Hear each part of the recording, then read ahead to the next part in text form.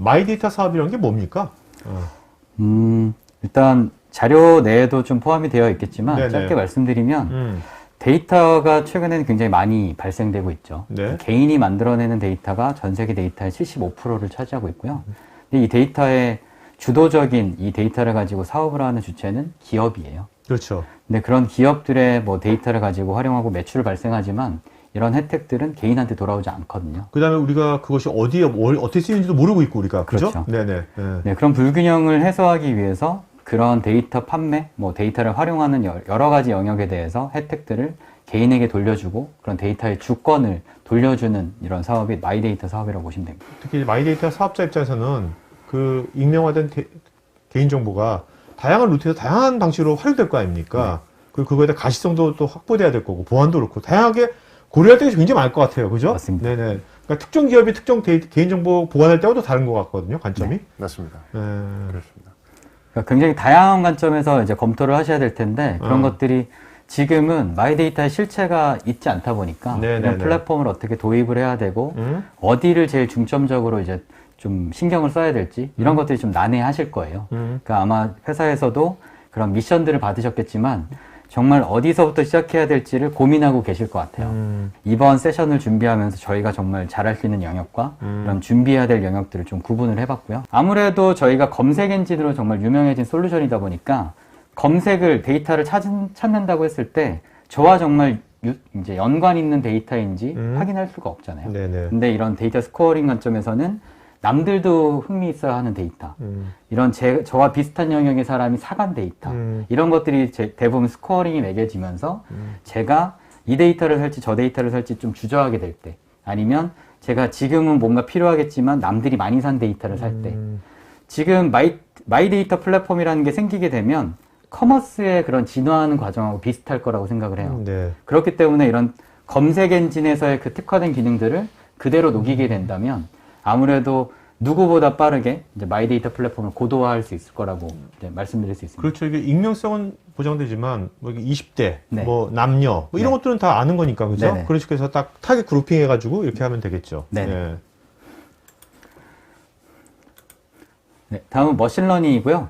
사실 이런 데이터들이 정말 많이 쌓이게 되면 아무래도 수작업으로 이런 이제 분석을 해보고 이렇게 필터링을 걸어보고 여러 가지로 좀 클러스터링도 해보는 여러 가지 작업들을 하실 텐데 이런 것들은 사람이 하기에는 너무 좀 많은 공수가 들 거예요. 아무래도 기준을 잡고 시나리오를 짠다라고 하면 머신러닝 로직을 엔진을 얹어서 이 데이터를 분석해야 될 텐데 저희가 이미 이런 데이터를 가지고 분석해본 여러 가지 플랫폼들이 있습니다. 우버에서도 많이 이미 사용이 되고 있고요. 네. 이베이, 쇼피파이, 뭐 넷플릭스 같은 이미 유명한 플랫폼에서 데이터를 추천해주는 뭐 카테고리, 뭐 여러 상품을 추천해주는 것들이 이미 적용이 되었기 때문에 네. 마이데이터 플랫폼도 마찬가지라고 생각을 합니다.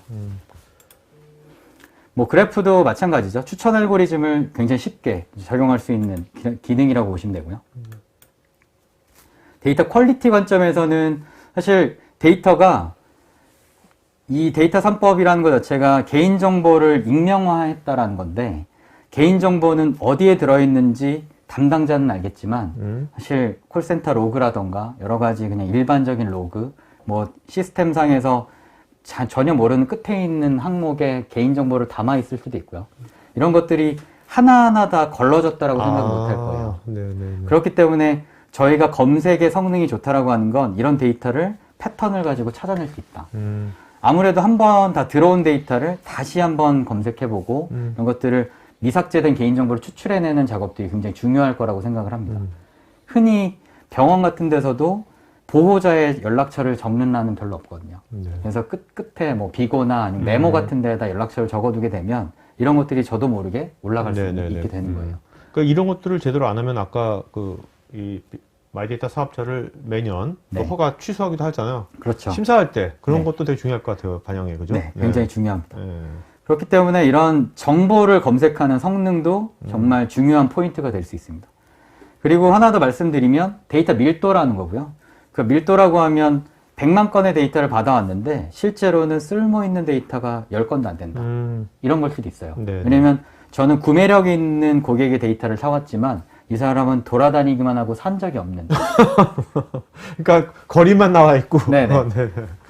지도상에는 엄청 활발하게 표시가 되지만 실제로는 카드 내역이 포함되어 있지 않은 거예요. 그러니까 그런 것처럼 이 데이터에 대해서 신뢰도를 얻을 수 있는 그런 지표들을 제공을 해야 되겠죠. 그럴 때 아까 말씀드렸던 그 서머리, 롤업이라는 기능을 통해서도 제공을 할 수 있고 저희가 한 번 더 검증을 해드릴 수도 있습니다. 그리고 거기에 추가로 이 데이터를 이제 받아보는 입장에서도 본인들이 갖고 있는 이제 자산들이 있으실 거예요. 네. 그런 것들을 같이 포함해서 엮어서 볼 수 있는 그런 플랫폼이 돼야 되겠죠. 네.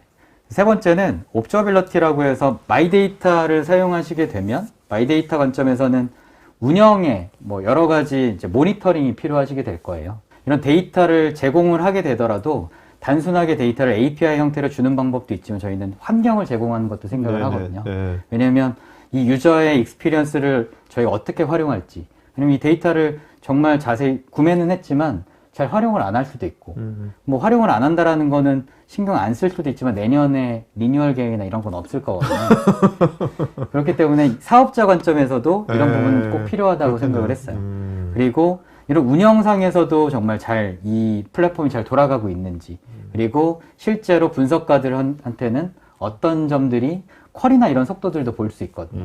그런 것 로그들을 통합해서 저희가 흐름도 보고 분석도 해보고 이런 환경들을 같이 제공을 합니다. 이런 게 잘 되어 있는 그 데이터 제공자한테 사고 싶겠네요. 그쵸? 사업자는 그죠? 이런 게 네. 잘 돼 있으면 내가 편하게 팍팍 할 수 있잖아요. 네. 그러니까 이런 환경들이 아까 말씀드렸던 개인, 데이터 이제 공급자, 마이데이터 사업자 이런 영역에서 각각의 영역에서 다 필요한 영역들이에요. 이런 것들을 하나의 통합 로그로 이제 보여드리고 가시성을 드린다라고 하면 말씀해주신 대로 아무래도 신뢰성이 그렇죠. 올라가게 그렇죠. 되겠죠. 그렇죠. 데이터를 사왔다라고 하면 이 데이터를 에셋화 시키거나 이 데이터를 바탕으로 자기의 데이터와 이제 섞어서 아니면 조인을 해서 이 데이터의 인사이트를 얻으셔야 될 텐데 그런 플랫폼이 또 필요하실 거예요.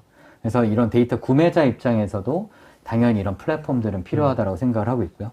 그리고 제가 운영하고 있는, 제가 쓰고 있는 상태 모니터링도 돼야 되고 빌링 같은 것들도 돼야 되겠죠. 네네. 그러니까 계약의 뭐 조건들이 굉장히 세분화될 거기 때문에 이런 것들은 점점 좀 고도화를 시켜 나가야 할 필요가 있습니다.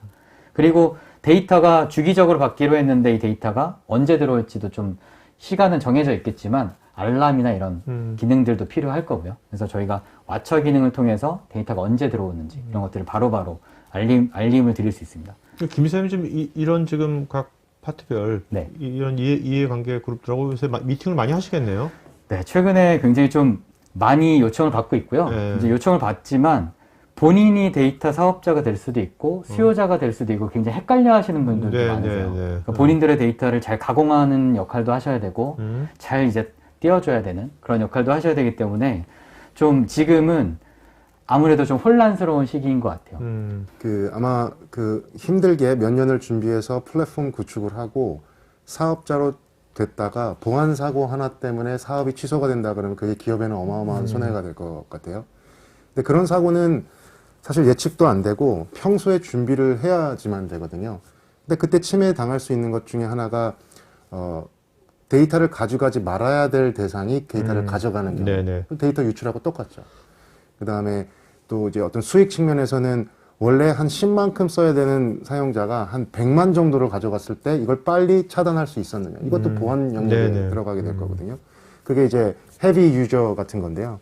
그 다음에 우리는 또 이제 데이터를 주는 입장이다 보니까 줬을 때 이게 제대로 확산되고 있는지도 체크를 해야 되면 결국 위치 추적도 좀 해봐야 될 거고. 이게 어떻게 보면 기존의 은행 같은 금융기관의 보안 수준이 높은 기관에서 하고 있는 활동과 거의 유사한데 이제 데이터 관점으로 조금 바뀐 거죠. 그 양이 많아지고 주로 내부를 통제했다 그러면 이제 외부 인터페이스 되는 영역을 다 볼 수 있어요. 데이터의 흐름을. 그렇습니다. 그리고 또 이제 사업자 측면에서 내 데이터가 그 원시 데이터를 다 줘버리면 그 다음부터는 안 살 거잖아요. 그러니까 이게 어떻게든 앞서 설명드린 롤업 같이 얼마나 잘 롤업이 됐고 이게 악용되지 않는지 이런 것들도 우리는 계속 분석하는 작업, 사람이 해야 되는 작업도 해야 될 거고요. 근데 무엇보다도 중요한 거는 우리는 규정을 따라가야하기 때문에 우리 시스템, 우리 데이터, 우리 플랫폼이 규정에 맞게끔 동작하고 있는지 주기적으로 테스트할 필요가 있습니다. 그러려면 아마도 이럴 것 같아요. 내 개인정보, 저의 개인정보가 하나가 등록이 되면 이것과 관련된 마이데이터 플랫폼에서 생기는 다른 부수적인 로그 이런 것들은 한 뭐 10만, 100만 개는 쌓일 거예요. 그 얘기는 데이터 사이즈 기준으로 전체 플랫폼을 사이즈 할 수가 없고요. 보안도 마찬가지로 이 데이터 양에 대한 어떤 수요 예측을 해서는 안 되고 전체 플랫폼에 대한 시야로 좀 넓혀야 되는 거죠. 네, 그래서 이제 결국 앞서서 기존에 하던 것과 크게 다르지 않은데 여러분들 아마 다 도입하셨잖아요. SIM 플랫폼. 이거는 예를 들어서 내부에 이 사업자들은 자체 직원들도 있고 협력 회사도 있고 외주 직원도 들어올 거고 굉장히 많잖아요. 이분들이 이 플랫폼 내에서 이걸 운영을 하면서 많은 활동들이 이루어질 건데 그런 이벤트들을 다 보셔야 되거든요. 그걸 해줄 수 있는 게 바로 SIM입니다. 그래서 또 한 번 더 넘어가 보시면은 그 사람들은 순수하게 자기 일을 했으나 외부 해킹에 의해 가지고 예를 들어서 멜웨어가 들어와서 뭐 랜섬웨어에서 다 멈췄다거나 이런 상황을 예방하기 위해서 요즘에 다들 도입하고 계시는 EDR인데 그렇죠. 생각해 보세요. 우리가 데이터 플랫폼, 마이 데이터 플랫폼을 구축을 하면서 보안 잊어버리기 쉬운데 그것까지 이미 있다 그러면 얼마나 쉽게 이 플랫폼을 구축할 수 있겠습니까? 네네. 그래서 비즈니스 관점에서나 안전, 규정 측면에서도 일라스틱 스택이 마이 데이터 플랫폼을 구축하는 데 있어서는 굉장히 도움이 된다.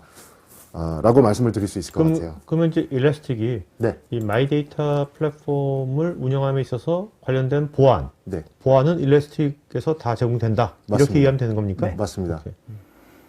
그리고 이제 아마 은행 같은 데는 외부 기관들하고 많이 연동을 하잖아요.